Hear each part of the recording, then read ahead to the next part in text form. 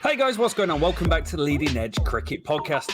It feels like Red Bull was just here a minute ago and now it's out the window. The team have flown to Pakistan and we are going to break down exactly what is going on in this England-Pakistan series. It's the first time since 2004. It's kind of a big deal, just like my guest, Rich. Welcome to the podcast, Rich. Do you want to share with those on camera your mug that you're drinking out of? Not really.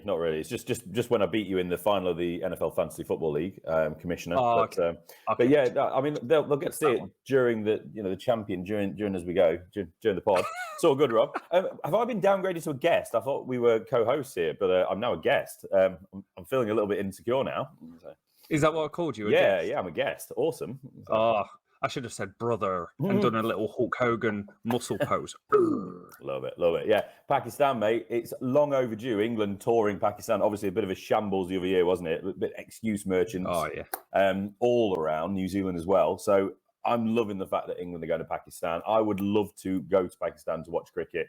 Sadly, not yet.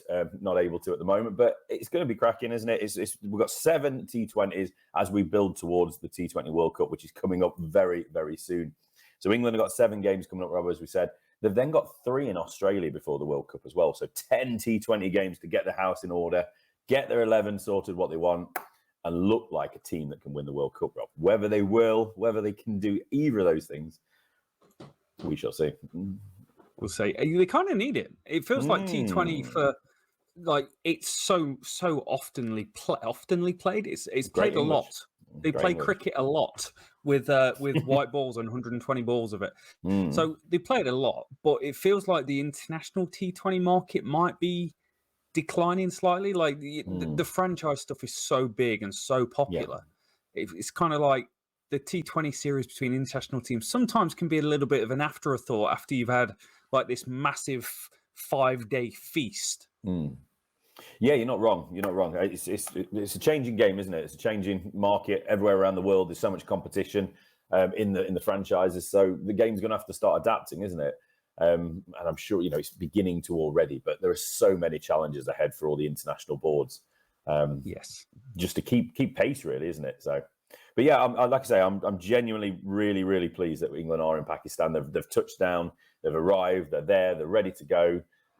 Big old squad as well, and there's a few rested. But before we get deep into Pakistan T20, there was another limited overs game that was played yesterday, Rob, and we need to give it some love because it doesn't get as much love, does it anymore? It's the Royal London One Day Cup. It's the 50 over competition in England. The only one. It's the 50 over, if you remember, was the World Cup win. Ben Stokes, New Zealand. Yeah. All those great days. Nobody cares about 50 over cricket anymore. It's kind of like you've completed it, mate. Like, completed it. Like, I don't need to talk about it anymore. I don't need to play that format anymore. Exactly, yeah. But just to give it the love it needs and the respect it needs, we're going to talk about it very, very briefly. And we saw Kent-Lancashire playoff in a cracking final yesterday at Trent Bridge. It really was a good game of cricket. It's a shame there's probably about 10,000 in there, 9,000 in there, which, I mean, it's the final. It used to be a Lord's final. This used to be the big event. And it's a little bit sad, but we saw a really good Kent side. That respect to Kent, they didn't incorporate their returning 100 players. The players that went through this competition and got them to the final and then, spoiler, got them the win, a 21-run win over Lancashire. They didn't go back to the Sam Billings of this world, the Jordan Cox. Well, Jordan Cox is in Pakistan now anyway. And the other players who were obviously playing in the 100, the Bell Drummonds, Zach Crawleys, etc. So massive respect to Kent for doing that. And there's a certain individual who is being called the Darren Stevens replacement, signed from Nottinghamshire, so he's playing at his old ground. Joey Everson, 97, opening the batting, 20-year-old Joey Everson, all-rounder, was offered contract to stay at Notts. Notts were disappointed to see him leave, but he left, and he's making his name already at Kent in the final. He is. Basically, a man-of-the-match performance by Everson. 2 for 34 as well. Nearly a worldie of a catch. But a stunning performance from him. Shame he couldn't get to 100, but he was really, really good to watch. Ollie Robinson, the other Ollie Robinson, 43. Joe Denley, the captain, got on with things as well, 78 off 69. Alex Blake got going as well. Darren Stevens, a very steady Darren Stevens, 33 off 31 to get them into the change of innings. Looking good in what will be his last game for Kent as he's Good way to go out for the old timer. Exactly. Yeah, he's not retiring as of yet. He's talking to a couple of counties. I think he wants to play a coach role. But Kent batting, anything you want to pull out of that, Rob? It's just Everson. It's all Everson. Like, that's such an impactful knock at the ground that you couldn't really get a decent run in the team. And you can look at it from a couple of ways, going, Notts might have dropped the ball on this, but also Notts have a very fine team, multi-format. I know they're not in the final of this competition, and you take that however you want it, but it's very hard to get into this team and stay there with the balance they've got and the quality they've got. And someone else is going to pay him, and two, play him a lot more than he's going to do at Notts. So fair play for him to kind of taking the ball in his own court and going, right, I'm going to hit it how I want, and I'm going to go and play my cricket elsewhere. And what a way to go, mate. Exactly. Royal London Cup final winner. And you never know what the future holds. You don't know how many more of these competitions there'll be over the next 20 years. Yeah, exactly. And it seemed like Joey Everson at Nottinghamshire, we're not going to go into this too much, but he was being used more as a bowler that can batting down at 8 or whatever it was, 7 or 8 in the order. But, he's opening the batting for Kent. So clearly Kent are seeing him potentially more as a batsman who will bowl. And he's going to be their third or fourth seamer. I just want everyone to pump the brakes on calling him the Darren Stevens replacement. You don't replace Darren Stevens. When you've got a player that is that iconic and has been that big and is that destructive and match winner, all those words you want to throw at him, you cannot just replace him. It's certainly not with a 20-year-old. So as well as he's played, as well as as good as he's looking, don't try and say he's a Darren Stevens replacement. That's too much pressure on somebody. But that's by the by. Lancashire bowled pretty well. They kept it quite tight, but obviously Kent getting over 300 was just enough on this this late summer Nottinghamshire track, or Trent Bridge track, sorry. In response, Keaton Jennings, he got on with things. 72, looked exceptional. Right, I need to stop this. I'm saying exceptional too much, Rob. I need to stop it. So every time I say exceptional, just nudge me or something, or just give me a punch from New Zealand to stop me saying it. Keaton Jennings, he was so gutted. It was just a Hamidullah Qadri, the spinner, the young spinner from Kent, bowled really, really well. He got himself 1 for 43. Jennings was the only wicket. But that was one of the differences. They had a spinner, a frontline spinner, rather than sort of fill-in spinners that Lancashire had. So that really did help control things for Kent. Loads of contributions as we go through. Stephen Croft, 72 as well. He batted really well. Gilchrist came on for a second spell. Nathan Gilchrist, and got a couple of wickets that really, really did turn the game. And then they just got through the rest of the order. And it was so fitting that Joey Everson was the man that got the last wicket to wrap up the win, winning by 21 runs in this one. Good competition again. Final. Exactly, yeah. Really good competition again. And it was fitting, I think. It was just a really, really entertaining and enjoyable final. And I hope people watched it. If you haven't, go and watch the highlights. It's still a good competition. And there's some good young players that are getting some great exposure through it. I'd agree, mate. Dane Villas, huge wicket going down there, because the game's very much in the balance. They're 3 for 153. And Everson cleans him up. Villas is ultra dangerous player. Anytime he's on the pitch, red ball, white ball, T20 cricket, he's exceptional. So what a day for him. Also, when I was looking through umpires, Paul Pollard, Russell Warren, match referee Wayne Noon, it was like a Notts old boys reunion in the referee circle. Yeah, exactly. Yeah, I was saying Paul Pollard, my one and only appearance at Nottinghamshire, Trent Bridge. Sorry, I keep saying Notts. At Trent Bridge when I was very, very young, was Paul Pollard was like the token player that got brought over to have his photo with us at the end of the game. So always remember Paul Pollard. Paul Pollard. Always remember him opening the batting with Tim Robinson when I was checking teletext back in the day. Back in the day, loved that. I used to love watching cricket via teletext. People have got no idea what it's like now. YouTube, county cricket. I want to say it was 3-4-0. So we're losing everybody now, Rob. Quick, let's move on from teletext. Great competition, great final. Pakistan. England are in Pakistan, Rob.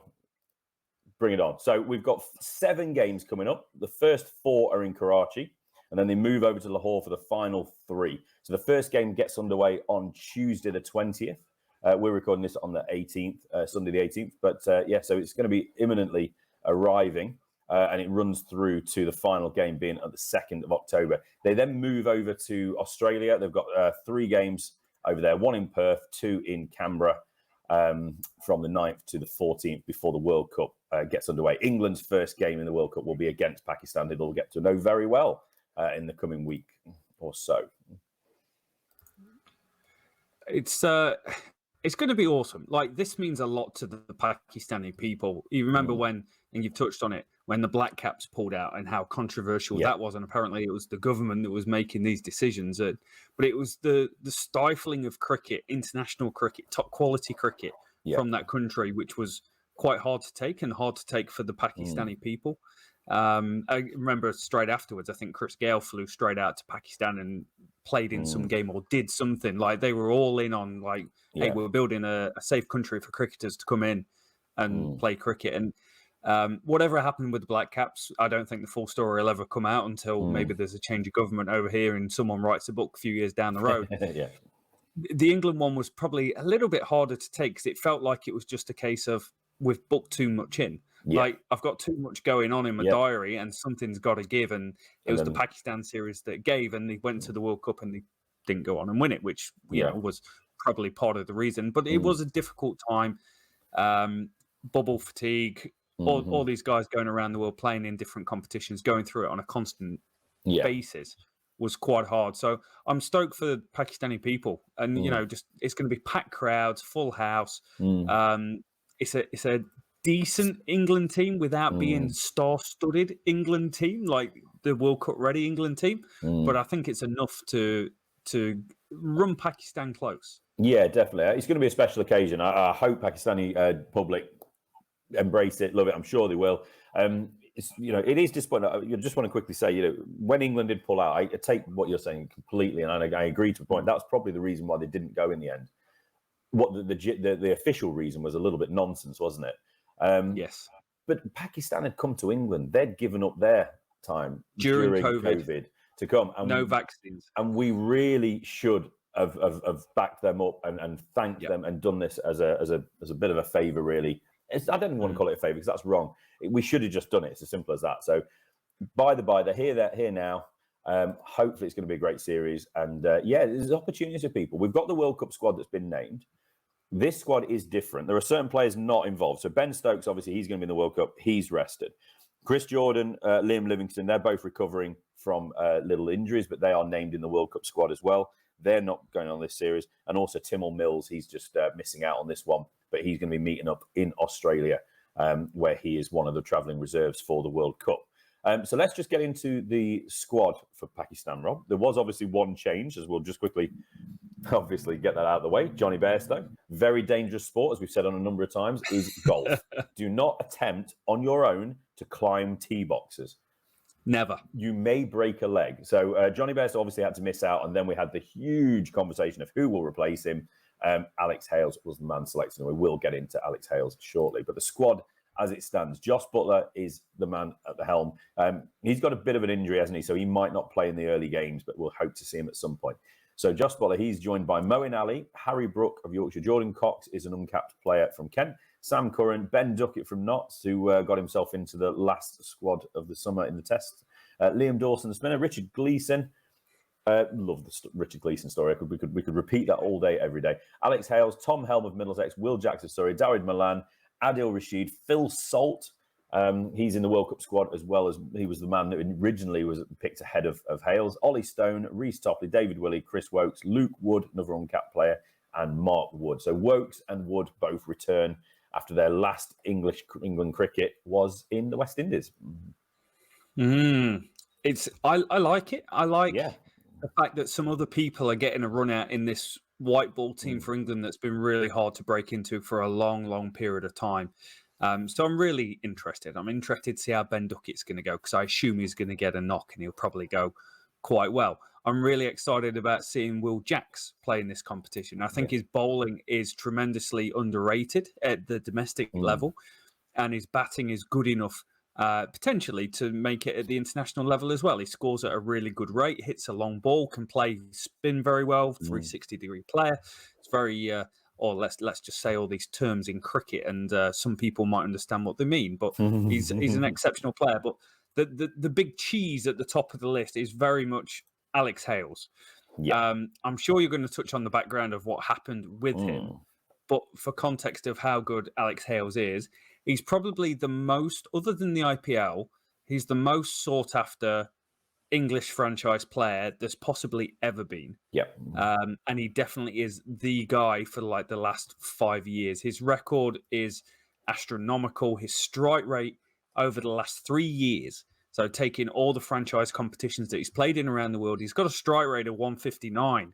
159. You look at this England team, and they've got a hole at the top of the order that's created from Bairstow, who I think's only played one T20 game since the last World Cup. And we've been poor at the top of the innings, which used to be our bread and butter. Jason Roy's had a really tough time of it and not involved in these series.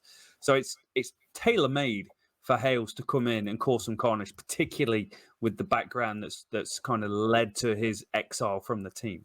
Yeah, 100%. Hales spoke about it. I mean, Rob Key spoke about it when they first announced the squad when Hales wasn't included. And he told the story, obviously, seemed to want to tell the story, didn't he? Which is a little bit bizarre about Hales had picked up the phone and rang him. We've heard the Hales side of this now, and Hales wanted to demand.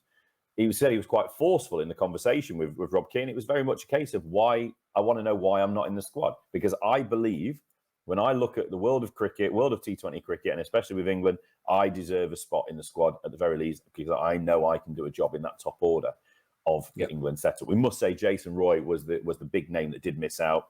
32 years old now, not performed particularly well over the last summer. 51 runs in 6 innings for the Oval Invincibles, including 3 ducks. And his last 11 international appearances, got a top score of 43. Jason Roy was not the man in form. Johnny Bairstow, obviously, he's had a hell of a summer. Phil Salt was called up as a preference as well. We've got to remember that.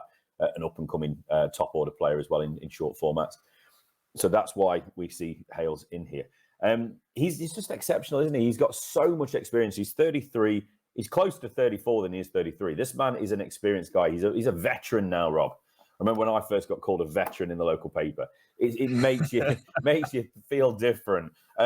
He's got all the experience in the world. He's played in every T20 franchise tournament going, I'm pretty sure. He has. He's performed in every T20 franchise he's played in. He's scored big runs everywhere he goes. He's played against the best in the world all everywhere he goes. He keeps saying it.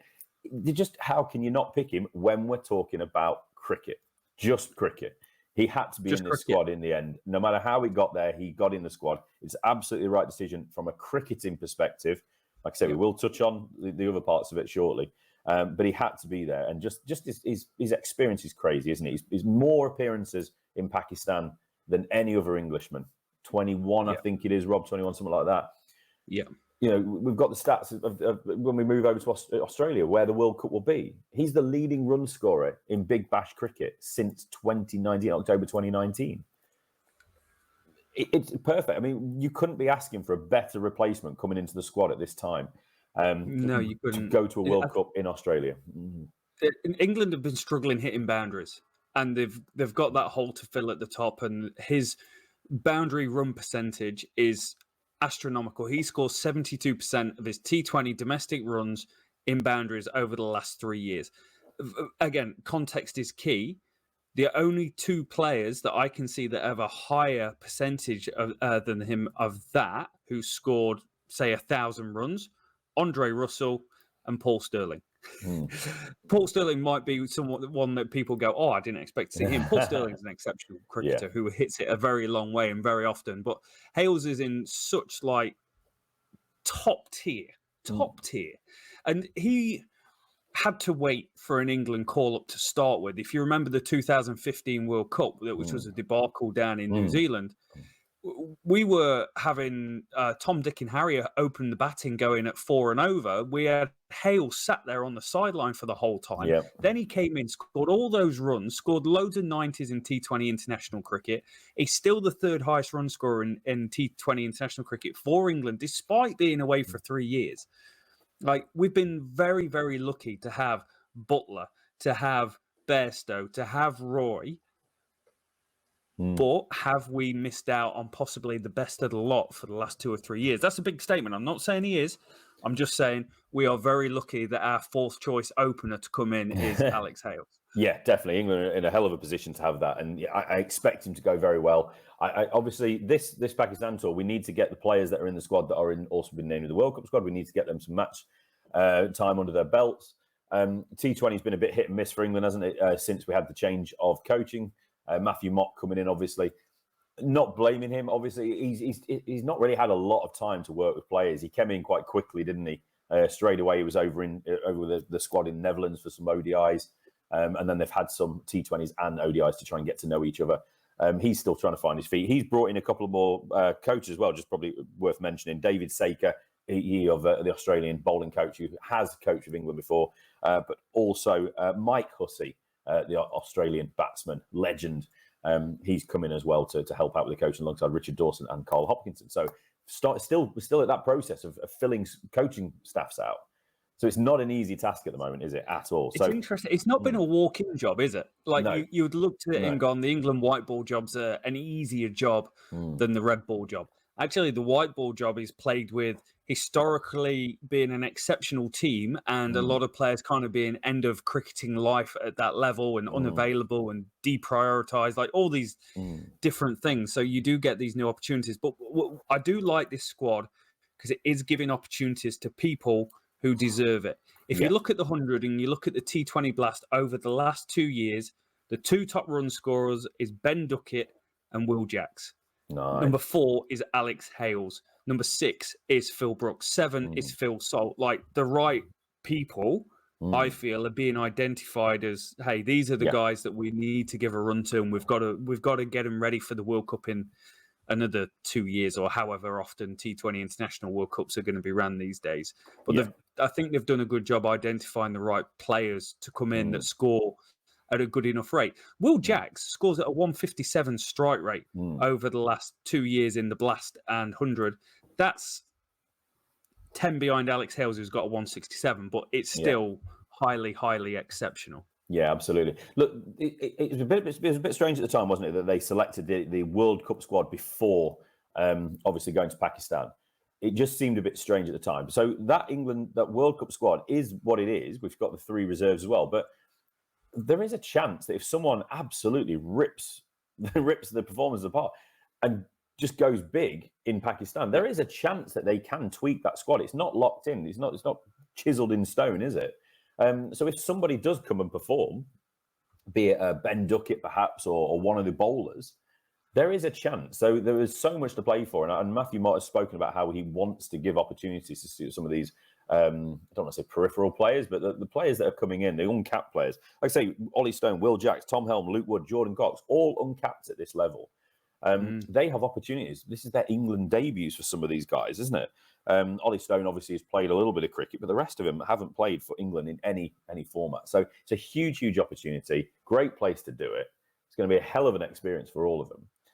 And who's going to step up? Ben Duckett is the man that I think is probably the one that's missed out because of the Hales recall. I think if Hales hadn't been deemed acceptable with the senior players to the captain, Ben Stokes, etc., and to the coach, I think Ben Duckett might have been the next man up to replace Johnny Bairstow. So I do feel a little bit of sympathy with Ben Duckett because he deserves international cricket with the way he's played over the last couple of years. Yep, I think that's fair, mate. On the bowling front, Luke Wood getting a call up, is great because he was a former Notts guy. Can bowl up to about 87, sometimes 90, top 90. But he's been good. He's got 39 wickets across the Blast and the 100 over the last 2 years, an average of 27. His economy rate is 8.58. His strike rate is 19. Like he's a decent player, and he can hit the ball down the order, which is something that they like. And England, we've seen it through squad selections over the past T20 series. They love a left armour. Left armers are seen as key. Left arm seamers, particularly, are seen as key in terms of being able to take wickets and take wickets often. So I think that's a really good move. And Tom Helm as well. Tom Helm had a really good 2022 across all formats. Probably, I think it's fair to say he's had a good run at the Championship after a difficult time where he's probably had a few too many injuries. But 22 wickets, an average of 20. Slightly concerned by his economy rate of 9.51 this year overall, but he's someone that gives them great height, could get really good bounce. And if you've got to think about where you're going to be playing your cricket in the future, could be a decent point of difference. Yeah, definitely. And someone like Tom Helm is someone who's been on there or thereabouts on the radar for so many years, hasn't he? He broke through quite young. He's 28 now. It's one of those where it's so good for someone like him to get his opportunity. You know, you'd have thought Tom Helm is still a promising young bowler, but that's how time works, people. Everyone gets older. So it's really good to see him get a chance. maybe, if he gets a game, I think that would be great. Whether there's a hell of a future, we don't know. It all depends on this depth of England seam bowlers and injuries, obviously. Look at Matty Potts at the start of this summer in the Test side. Start of the year, he wasn't anybody anyone was talking about, and then injuries pop up. He's the man in. He gets the game, and now he's an England bowler, isn't he? Richard Gleeson is somebody I want to see again. So much pace. 34 years old now. He's close to 35 and 34. But what a story. He came from club cricket, minor counties cricket, Northamptonshire, and then he pretty much gave up the game due to a couple of bad injury years. He's playing part-time pretty much, isn't he now? And a T20 contract with Lancashire, and he's got himself in the England squads, and he's there as a travelling reserve to the World Cup. Richard Gleeson is just one of the best stories around. If you don't know much about him, go on Cricket Info or something, click his name, and go and start digging into the Richard Gleeson story. So good. What an absolute dream for him to be at a World Cup. And he's got pace. He's somebody that could do a job. He certainly shook things up when he played in the few appearances he did make, didn't he? He did. I was surprised how fast he was, actually. Yeah. When you saw like a decent speed gun on him, I was like, oh, okay, he's quick. Gets good bounce, gets good carry, challenges the top of off stump. Maybe anti-conventional T20 methodology, but I think he's great. And you know who might be a really good left field sort of pick in this team? And it's, he's saying left field. He's played T20 international cricket. He's played 8 games, but Liam Dawson has been exceptional this year. He's got, I think, 29 wickets this year. He's got the same amount as Samit Patel, but maybe at a slightly better rate. And 39 wickets, an average of 22. Economy rate of 7.29 over the last 2 years across the blast and the 100. That's the sort of guy that you're like, oh, yeah, there could be a few overs in there for someone like him, because left-handers, if you can get your matchups right, there's a period where they can come in and you probably need one. Yeah, absolutely. And Liam Dawson has been named as one of the 3 travelling reserves for the World Cup squad, so he is certainly on the radar big time, isn't he? Liam Dawson is a bowler. I think as a cricketer, we're going to be talking about quite a lot in the coming months as we build towards, as everyone knows, we love Test cricket here, and that's what our main focus often is. And as we start looking towards that Pakistan tour, England need two spin bowlers in that 11. We've got one. We've got Jack Leach. Yeah. With the news that Moeen Ali and Adil Rashid both seem reluctant to kind of don the whites again and play some red ball due to a number of factors over the winter, more so than the actual schedule itself, it does beg the question, who's going to be the second spinner, Rob? And when we look at the stats in county cricket, we don't want to go into this today, but Liam Dawson is somebody that's got to be in that conversation. A couple of Liams, Patterson White maybe, Dawson, Parkinson, but you want really that second spinner to be someone that can bat a little bit. You don't want 2 number 11s. Sorry, exactly. Jack's a 10. Sorry, he's not a number 11. Apologies. But it's just, without going into it today, Liam Dawson is a name that you're going to hear from us a little bit more as we build towards Pakistan Test cricket. Heck of a squad. Good. It's exciting. Always when this change with English cricket and you see the next tier of guys getting a go, always exciting. Pakistan, I feel, are possibly a little bit stronger than England. What do you think? Yeah, definitely. So I'll run through the Pakistan squad, but I just want to make sure that I do want to just have a conversation about non-cricketing Alex Hales before we get through. So it is coming. If people are thinking we're kind of dodging it, we're not. We just want to have that conversation, but let's get through the squads first. Pakistan, led by the absolute legend that is Babar Azam. Can't wait to watch him play again. One of my favourite players in world cricket. So Babar Azam is the captain. He's joined by Shadab Khan, Ahmad Jamal, Abra Ahmed, Asif Ali, Haider Ali, Haris Ralph, Iftikhar Ahmed, Kushdil Shah, Mohammed Harris, Mohammed Hasnain, Mohammed Nawaz, Mohammed Rizwan, Mohammed Wazim, Nasim Shah, the young seamer, who's very exciting talent, isn't he? Shanawaz Dahani, Shan Masood, and Usman Kadir. So I'll let you lead on this a little bit, but Shan Masood, obviously, he's somebody that English county cricket fans will be well versed in from his performances this summer. Really interesting squad, really strong looking squad as well. It is. There's a lot of decent cricketers in Pakistan, obviously, but there's a lot of high quality T20 players in particular, I feel, going around at the moment. Shan Masood was exceptional at Derbyshire. Talking red ball cricket, he was exceptional. Then he played in the Blast, he was exceptional. He's 5th most amount of runs in the PSL over the course of the last 3 years. 970 runs at an average of 33, a strike rate of 135. Strike rates may be slightly low, but the PSL generally has a few less runs scored than the T20 Blast or the 100. That's why you might see things like that thrown into the mixer. The bulk of the team and the bulk of the runs is going to be, it's quite interesting. They play their cricket in a slightly different way to how a lot of other teams do it. And they generally have players at the top that can bat, and they can bat a long period of time. Their strike rate during the power play, so this is taking games since the end of the last World Cup, is actually really poor. And giving context, the average so far since the last World Cup to now, a strike rate of 120 during the first 6 overs is acceptable. That's kind of what you go at. Pakistan go at 106, which is incredibly low. In fact, there's only really Bangladesh. There is only Bangladesh that have a worse power play effort than Pakistan.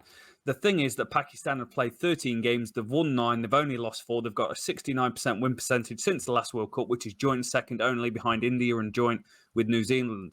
England are in 13th. They've played 11 games, won 4, lost 7.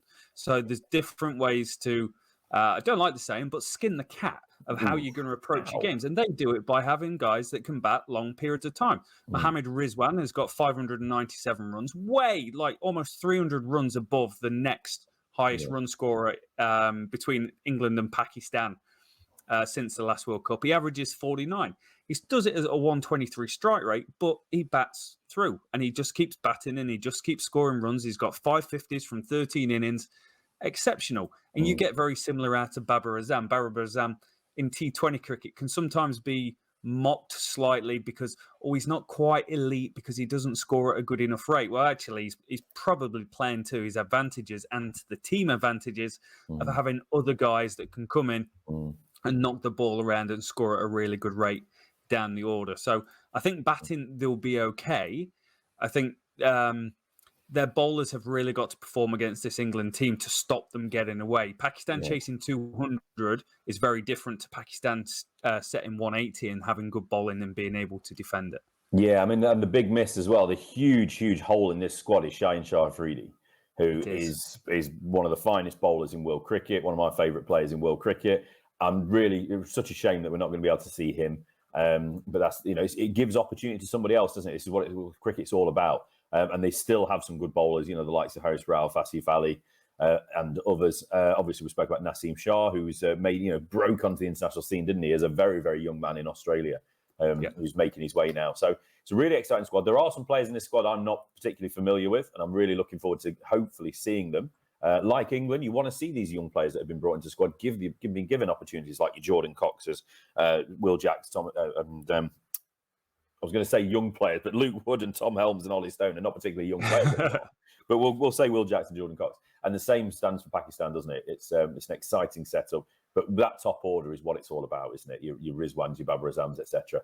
Is what if you can get those guys relatively cheap, relatively early, Pakistan are vulnerable. And then you're putting pressure on those middle order players, the all rounders. And then the bowlers. It is going to be interesting to see how England play this and how they actually go against some high class opposition. Shabad Khan is incredibly talented. Played a bit of Blast this year, I think. I want to say he was at Yorkshire. He spent a bit of time in England, Yeah, he did.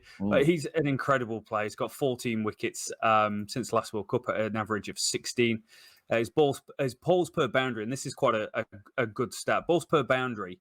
The overall stat, so batters score overall a ball per boundary of every 6 deliveries. They'll knock the ball to the boundary. So if you're a bowler and you're doing better than that and they're scoring 1 every 2 overs, every 12 balls or something similar, you're doing really good. He concedes a boundary every 11 balls pretty much, other than Ifakar Ahmed, who goes at 13.5. No one else is near to being able to control the game as good as they can. And that's where the middle overs kind of comes into play. You get your spinners on, you can control the game. Mohammed Wasim picks up wickets at a really good rate as well. I feel like Pakistan have probably got the stronger international team on paper going into this game with what they've got available to them. But it doesn't mean it's going to be, especially over a 6-game series, it's not going to be easy. Like people are going to 7 games, sorry. people are going to dip in and out. Yeah. Matchups are going to be made during the series, and it's actually going to be probably more entertaining than like a one-off T20 game or a 3-match series. You're actually going to see storylines develop like you would if you were watching a 5-match test series. Yeah, no, you're absolutely right, and it's going to be really interesting as well, because I expect this series to be fun, to be really fun. I expect it to be really competitive. I can't see teams getting blown out of the water. Pakistan have been a fun team to watch in all formats for a few years, but they didn't quite know how to win games enough, did they? With a relatively young setup, they really are a developing team with that great experience and great quality. So I think it's going to be a real nip and tuck series, and it builds it up so well to the first game in the World Cup will be for England and Pakistan. They're playing against each other. So I just think that's just a great little sub-storyline in amongst this series, just how it's going to be and who can get it up and running quickest in the World Cup, which will be so important as well. So they're a good team, mate. They won. If you remember the T20 good. World Cup last year, they beat India. They smashed India. Was it? Did they win by 10 wickets? They knocked off. Yeah, 151. They knocked off for none. Won 5, lost none during the group stages. Lost to eventual winners Australia in the semi-final. So they're ready and primed. They've got a team where they believe they can go on and win the World Cup. Yep. It's just whether the development is enough, and going and playing in different conditions is going to be really, really interesting for them. But yeah, it's going to be a cracker of a series. What if you were a betting man, Rich, and you were going to put your commissioner the time you won the Fantasy Football League mug on the line, what would you be saying? Would you be saying Pakistan or England for the win? I think based that in Pakistan, in the conditions, coming off from an English summer, with the fact that we are missing the likes of Stokes, Livingston, and a few others in the bowling attack, so a little bit more in an inexperienced team, I think you've got to shade Pakistan for this one. I think you've got to, if you said there was going to be a result in all games, I can see a 4-3 to Pakistan, but I think you would have to favour them, and rightly so. But it's a great opportunity for these England players to play in Pakistan. 2004, like you say, I think the only current player in who probably played in Pakistan in an international is probably Jimmy Anderson. Yeah, who was the only one I think that was you're around right. at the time. So what an opportunity. This is the first 11 that's picked here will be the first 11 players to have played since 2004 in Pakistan in an international fixture. So this is historic, momentous, and I absolutely can't wait for it. It's good, mate. Before we head off or touch on anything else, Alex Hales, the personal stuff. We said we wouldn't dodge the conversation. Yes. I'm dodging to you for context. You always do that. So. What are your thoughts there? So, like we said earlier, absolutely 100% as a player, we think he should be in there as a cricketer. But off the field, he's been away from things for a long time, hasn't he? We're talking about basically a 3-year ban from international cricket. So when you look at that, it's like, well, hang on a sec. What do you have to do to be banned for 3 years? And he wasn't banned for 3 years, was he? He had a short-term ban. And I put it out there after he was picked up, after he was selected. I really want to know what has gone on. And we know, I didn't mean like the actual basics of it as in, right, what was the reason? There was a scrap, wasn't there? Him and Ben Stokes got into an altercation in a nightclub. Yeah. That was the first issue. There's then been a couple of failed drug tests for Alex Hales for, I'm going to go into that, but there's drug tests out there. At the time, England were looking at drug tests failures as a punishment, but now it should be more of a care issue. I forget the right official way of describing that, but these players have got an issue. If you're going out there and shoving stuff up your nose or doing whatever, you've got an issue that needs to be a safeguarding issue, if you want to call it that. Yeah. But there is something there that players need help with, not a punishment necessarily. So I don't think that necessarily helped Hales with the way it was all handled. Yes, there was issues around how much he told the squad or he didn't tell the squad. So true, we understand there was a level of trust issues, but we don't know enough about it. And again, like you said earlier, until someone starts writing books about this, we won't know the full ins and outs of it. And it just strikes me that there's so much more that's gone on behind the scenes that we've been party to. So that's one massive chunk of it. Owen Morgan obviously didn't want to see Alex Hales back in an England shirt ever. He's now retired from international cricket, so it's opened the door, hasn't it? It does seem like Alex Hales also put a phone call into Josh Butler, the same as Rob Key, kind of just asking the question of why he wasn't selected. Apparently, Josh Butler has spoken to a lot of senior players, and there doesn't seem to be a problem with Hales coming back into this squad. So that's that. The most troubling part for me is the fact that Alex Hales was implicated in the Azim Rafiq allegations, and that the fact that a derogatory term for black people that Hales hung around with would call black people Kevin. And then Hales had a black dog and he called it Kevin. It's either a really, really unfortunate coincidence or there's something more bizarre at foot here. And I don't think we've had clarification on that. Hales has basically just, in his recent conversation, I don't think he answered it particularly well. He just said, look, it's been investigated. I went through the process and everyone is happy with where it's at. I don't think everyone is happy with where it's at. I think he just needs to be a little bit more open about this one. Did he, if it was that case, and he understands now how ridiculous it was to do that, then come out and say that. Admit some guilt to one or two things. We've had this with the likes of Joe Clark. We've got what's his name from Yorkshire, who was highly implicated in this, who used to play for England, the chubby little batsman. Gary Balance. Come and accept what you've done, and then maybe people will start forgiving quicker. So I'm just a little bit uncomfortable with some of that, and I'd like to know more about what's gone on rather than wait until he's retired to know whether we really should be ruby. But what we need to also remember as well is people do change and can change behind closed doors. Is Alex Hales a grown-up person? Does he accept the mistakes he's made? Is he just not saying it out loud in public? But does he realise what an absolute idiot he's been over the years? And he's a different person now. Everyone deserves the opportunity to change and prove they've changed and be given another chance. There's no point putting people in prison for the rest of their lives. It's all about rehabilitation, isn't it? And this is cricket. Hope he's not killed anybody. He's not done anything too dramatic, but he's still done things that make me uncomfortable, and I'm sure make a lot of people uncomfortable.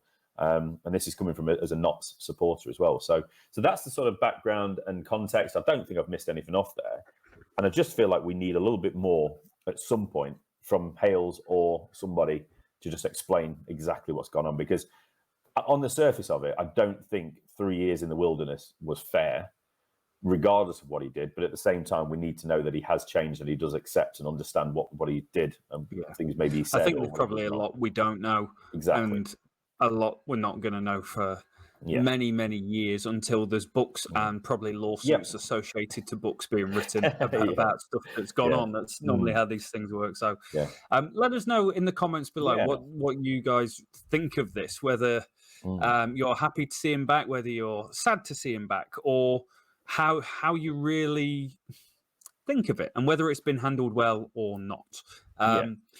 Rich, we are 42 minutes down into the podcast. Pakistan, England has been done. You've given your predictions. I'm going to say that it's going to be a Pakistan win. If all 7 games are played, I'm going Pakistan 5-2. That's not me being pessimistic. That's just me going England in Pakistan, first time since 2004. We've never played T20 cricket over there. Only a handful of players have got experience of playing in the PSL there. Advantage Pakistan. Doesn't mean we're bad. It means they're good, and we're going to get a good learning environment to get better in. Yeah, and the crowd's going to bring it as well. It's going to be something. It's going to be a great. And so just watching the cricket won't be enough when the game's on TV. You're going to be wanting the cameras on the crowd quite a bit as well. So it's going to be fun. I can't imagine there's going to be a massive Barmy Army contingent over there either. No, I don't think there will be. It might be the strangest England cricket games we ever see. Yeah. Is there anything else you want to touch on, Rich?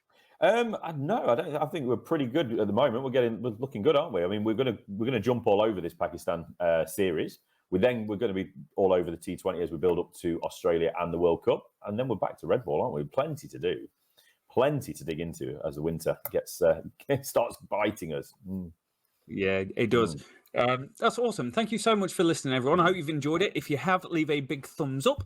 Drop a comment. Let us know what your predictions are going to be for the series. You can also check us out. If anyone's listening right now at the end of the podcast, you can check us out on Twitter. We're at Leading Edge Pod, and we're always tweeting cricket stuff. And if you like cricket stuff, that might be the best place for you to come and hang out for a bit. But thank you, everyone. Have a great day. Have a great weekend. We'll catch you soon.